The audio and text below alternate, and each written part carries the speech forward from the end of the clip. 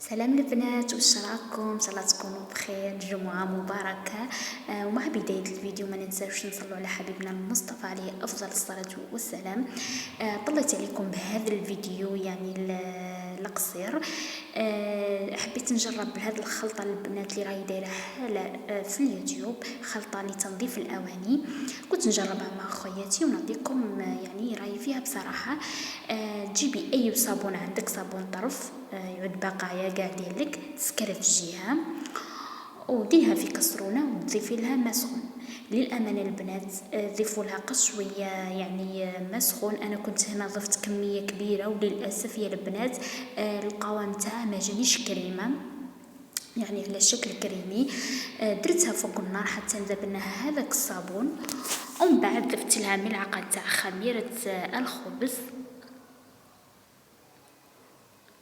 كما راكم تشوفوا. نخلط حتى نذوب لنا هذيك الخميره، ومن بعد ضفت لها ملعقه تاع خل. كاين اللي يضيف لها خميره تاع الحلويات، كاين يضيف الملح. ومن بعد ثاني ضفت لها ملعقه تاع سائل الاواني، وخلطت كلش مع بعض. كما قلت لكم البنات ما تكثروش الماء، هكذاك بتحصلوا على قوام كريمي. انا للاسف هنايا يعني ضفت كميه كبيره، ولكن خدمت بها. ما نحبش انكم تقلطوا القلطه اللي درتها انايا.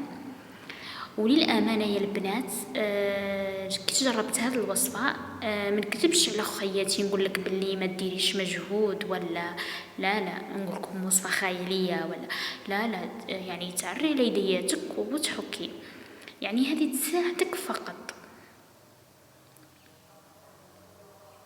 وثاني حاجه انها ما تنحش الحروق القديمه ولا الاوساخ القديمه، ما تنحاش، يعني تنح اوساخ جديده فقط. وانا صراحه اول مره يعني ندير هذه الخلطه، مرفن يعني كما نقولوا نحك برك في يعني بالحشفه ولا كما راكم تشوفوا هنايا. طليت الكيكوطه، الطاوات، اي حاجه يعني قابله يعني باش نحكوها. تخليهم حوالي 10 دقائق، قضي صوالحاتك ومن بعد دوري عليهم.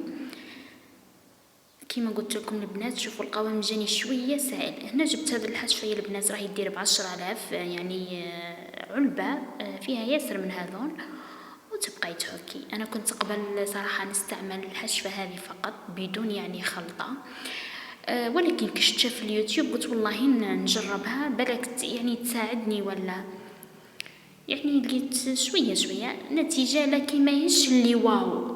فما نكونش يعني نكذب عليكم، ولا كما قلت لكم الحروق القديمه ولا الاوساخ القديمه ما تنحاش.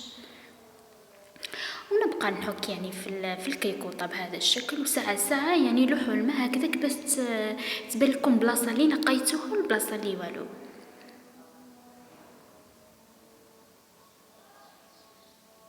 كاين ياسر اللي يستعملوا لي برودوي.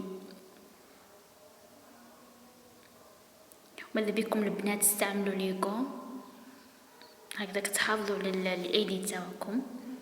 المهم البنات نكمل بنفس الطريقه. انا نحك الماعين كامل اللي عندي.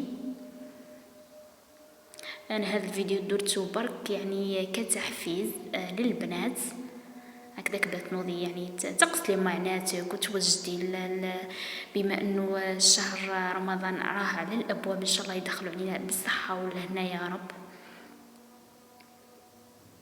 كما تعرفوا احنا الانسان ما نصبروش كم يشوفنا يقول لك هذا ما مش ينقوا قدام رمضان ولا شنو، بصح الله قالب يعني راحت فينا عاده كي يكون يعني رمضان جاي هكذاك يعني نوضوا نقوا نشرو. المهم البنات اكيد ما ننساوش انه رمضان مش اكل وتوجاد وماعين، لا كما نقولوا هنا شهر التوبه، شهر الغفران، شهر استجابه الدعاء، يعني نغتنموا الفرصه. كما قلت لكم البنات هنا ساعه يعني لوحي الماء هكذاك باش تشوفي البلاصه اللي نقيتيها. نكمل بنفس الطريقه. شوفوا كيف خرجت، جت ما شاء الله، خرجت ما شاء الله عفوا المهم البنات هذا هم الماعين، غسلتهم حكيتهم كامل. قولوا لي البنات نتوما راكم واصلين، نقيتوا ولا والو، صرفتوا ولا والو؟